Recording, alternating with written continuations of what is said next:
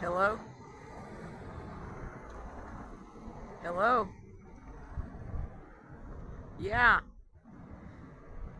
Is this the Atheists of Iceland headquarters? Can I speak to the head monkey working there today? Yeah, is this Dr. Monkey? Dr. Monkey? I'm calling you because I'm concerned you people in Iceland are just monkeying around over here. That you come down here and you have a meal and you can't tell that there's a God, and I'm concerned about you people. He hung up on me. Can you believe that?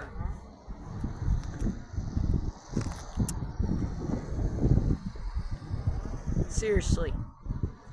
How in the world can you people in Iceland say that there's no God when you've got northern lights,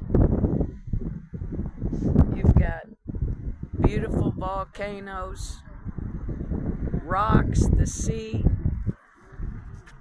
the sun?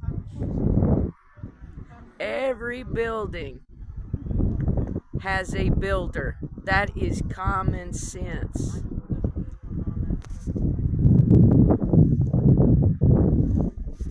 We didn't just bang and we're here.